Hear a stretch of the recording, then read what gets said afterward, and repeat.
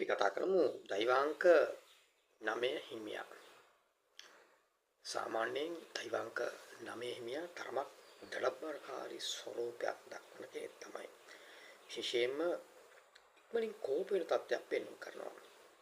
ඔහුගේ තියෙන විශාල දුර්වලතාවය වන කෝප වීම බොහෝ ප්‍රශ්න වලට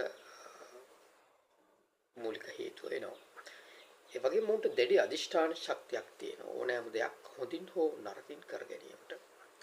අන් අයට වඩා තරමක් ආත්මාර්ථකාමී ස්වරූපයෙන් විශේෂයෙන්ම ආදරය සම්බන්ධව ලිංගිකත්වයේ සම්බන්ධව අංක 9 හිමියා දැඩි ප්‍රතික්‍රියාවක් දක්වනවා. මොහුගේ ස්වභාවය තමයි පලියනීම. එකට එක කිරීම.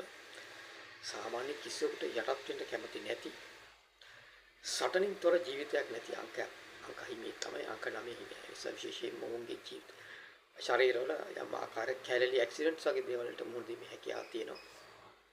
විශේෂයෙන්ම විවාහ ජීවිතයේ ප්‍රවේශ වී යුතුයි. මොකද ඔහුගේ ආවේගශීලී භාවය විවාහ ජීවිතයට විශේෂයෙන්ම බාධා තත්ත්ව නැති කරනවා.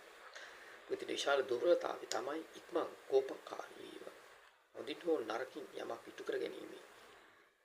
අදිෂ්ඨානය විශේෂයෙන්ම අර්බුද රැතකට මුහුණ දෙනවා.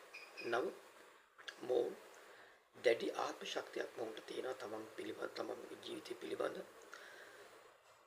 ඒ වගේම කලින් කාලට බොහෝ විට මොහුන් රැකියාව වෙනස් කරන මොහුගේ තියෙන මේ ආවේගශීලී ස්වභාවය නිසා.